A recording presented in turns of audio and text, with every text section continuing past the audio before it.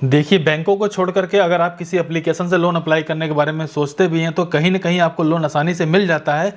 लेकिन डॉक्यूमेंट को लेकर के, चार्जेस को लेकर के और यहाँ तक कि अगर कोई ईएमआई बाउंस हो जाए तो भाई साहब इतना मोटा फटका लगता है जिसका आप हिसाब भी नहीं लगा सकते हो। हाँ, बैंकें भी ईएमआई बाउंस होने पे चार्जेस लगाती हैं, लेकिन उनका फिर भी एक मिनिमम कॉस्ट होता है, ठीक-ठाक सा रहता है। लेकिन जो एप्लीकेशन होती है ना, उनका कोई अता पता नहीं होता। अगर आप कहीं से भी लोन अप्लाई कर रहे हैं तो ध्यान से सोच समझ के अप्लाई करिएगा ताकि आपको किसी भी तरीके से कोई फालतू पैसे भी ना देने पड़े और आपका सिविल भी ना खराब हो। वैसे अगर मैं आज इस वीडियो को बना रहा हूँ लोन अप्लाई करने के बारे में, तो एक बात बड़ा क्लियर करना चाहूँगा।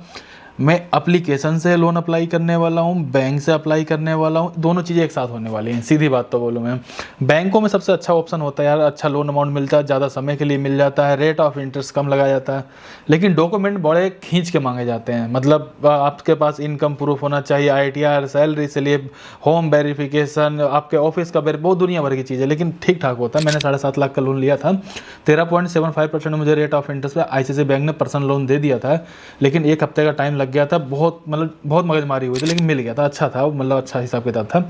लेकिन आज अगर मैं बात करूं ऑनलाइन घर बैठे अगर हमें लोन के लिए अप्लाई करना, अगर हम चले जाएं प्ले स्टोर पे, तो आप लोग ध्यान दीजिएगा, प्ले स्टोर पे एक नहीं, दो नहीं, बल्कि ऐसे सैकड़ों आपको लोन की एप्लीकेशन देखने के लिए मिल जाती है।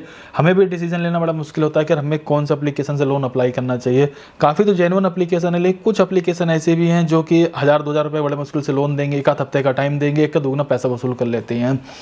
फिलहाल मैंने आपसे जैसा बात किया स्टार्टिंग में कि भाई हम बैंक के बारे में बात करेंगे, तो एक बैंक है वो लोन का भी ऑप्शन आपको देती है जिसका नाम है स्लाइस। आप ध्यान रखिएगा, ये एक तरफ देखें slice UPI credit card bank, नीचे देखेंगे स्लाइस स्मॉल फाइनेंस बैंक। एक तरह से ये पेमेंट बैंक है। इस पेमेंट बैंक के अंदर आपको लोन अप्लाई करने के लिए ऑप्शन मिल जाता है। फिलहाल यहाँ पे देखेंगे 4.6 की रेटिंग है, मतलब रेटिंग भी ठीक ठाक है, डाउनलोड भी इसके ठीक ठाक है। अगर आप इनके अबाउट वाले सेक्शन में चले जाएंगे, अगर आप यहाँ पे लोन अप्लाई करने के बारे में सोचते हैं तो 100 रुपये से लेकर के 5 लाख रुपए तक का लोन अप्लाई कर सकते हो। अब इसमें समझने वाली बात है, जो आपको 100 रुपये की बात कही जा रही है ना, तो कहीं ना कहीं इसमें आपका फ़ायदा हो सकता है। मान लीजिए अगर आपके पास बहुत ज़्यादा अच्छा सिविल स्कोर नहीं है, आपकी प्रोफाइल बहुत ज़्यादा स्ट्रॉन्ग नहीं है, तो कम से कम 2-4-500 रुपये से लेकर के 2-4-5,000, 10,000, 20,000 जो भी मतलब आपकी एलिजिबिलिटी होगी, आपको लोन मिल तो जाएगा। कई एप्लीकेशन क्या करेंगे, 25,000, 50,000, 1 लाख रुपए से स्टार्ट करती हैं वो, तो छोटे मोटे बंदों को तो भाई बिल्कुल लोन मिलता ही नहीं है। तो उस कंडीशन में मुझे काफ़ी सही लगा। बाकी इन्होंने बेसिक सारी जानकारी को यहाँ पे शेयर करा हुआ है, तो मुझे क्या लगता है एक बार लोन को अप्लाई करके पूरी तरीके से हम देख लेते हैं।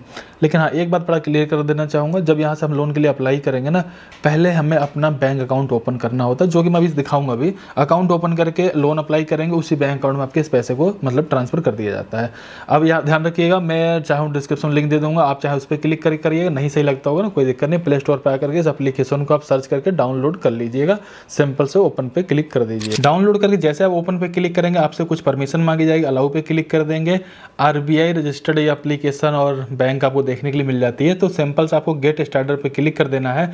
SMS, फोन और लोकेशन की परमिशन देने के लिए आपको सिंपल सा एरो पे मोबाइल नंबर इंटर कर देना है। आपके मोबाइल नंबर पे एक OTP आएगा, OTP को यहाँ पे इंटर कर देंगे। इसके बाद अपनी एक ईमेल आईडी को यहाँ पे सेलेक्ट कर लेंगे। आपके ईमेल आईडी भी एक OTP आएगा, आप उसका भी वेरिफिकेशन यहाँ पे कर लेंगे और आप अपना फुल नेम यहाँ पे इंटर करेंगे। एरो पे दोबारा से क्लिक कर देंगे। लेट्स गो पे ना क्लिक करके ध्यान रखिएगा, नीचे लिखा रहा है कंटिन्यू विद सेविंग अकाउंट। अब यहाँ पे समझने वाली बात क्या है वो समझिएगा।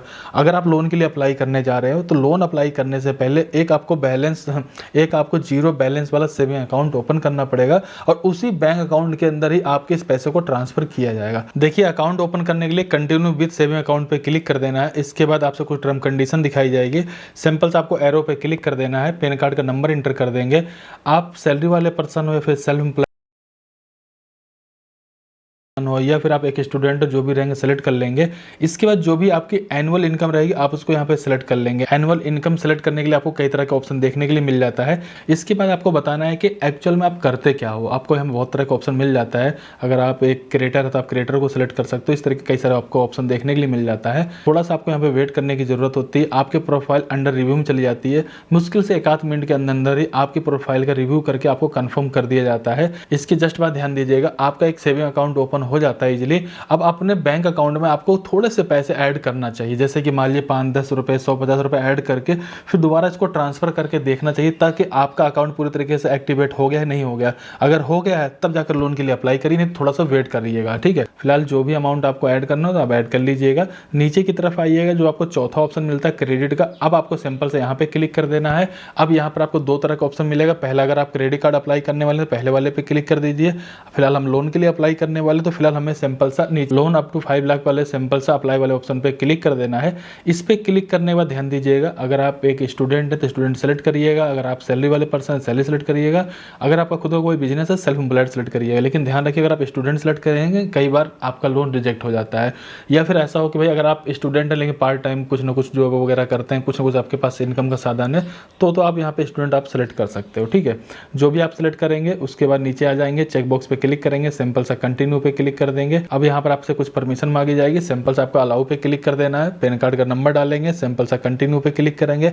अब आपके पैन कार्ड से आपके सिविल को फैच किया जाता है, थोड़ा सा आपको वेट करना है। आपका सिविल स्कोर जैसा रहेगा उसके हिसाब से भी लोन मिलता है। दूसरी सबसे जरूरी चीज़ ये है, अगर आपके पास कोई इनकम आती है, कोई सैलरी आती है ना, तो आपको अपना बैंक अकाउंट लिंक करना पड़ेगा। सैलरी वाला अकाउंट आप लिंक कर सकते, पहला ऑप्शन तो यही कहा जा रहा है। लेकिन काफ़ी लोगों के पास सैलरी अकाउंट नहीं होगा ना, तो आपका जिस अकाउंट में ज़्यादा ट्रांजैक्शन होती हो आप उस अकाउंट के भी यहाँ पे स्टेटमेंट को शेयर कर सकते हैं, ताकि मैक्सिमम लोन आपको मिल सके।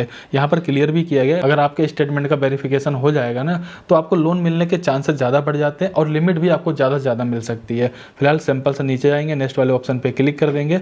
अब आपका जो भी सैलरी अकाउंट है आप उसको सिलेक्ट करिएगा, आपको यहाँ पे बैंक देखने के लिए मिल जाता है, या फिर जिसमें ज़्यादा ट्रांजेक्शन होती होगी उस अकाउंट को आप सेलेक्ट करेंगे, सिंपल सा कंटिन्यू पे क्लिक कर देंगे। आपके मोबाइल नंबर पे एक OTP आएगा और आपके उस मोबाइल नंबर से जो भी बैंक अकाउंट लिंक रहेगा आपको सामने आ जाएगा। आपको सिंपल से उस बैंक पे क्लिक कर देना है।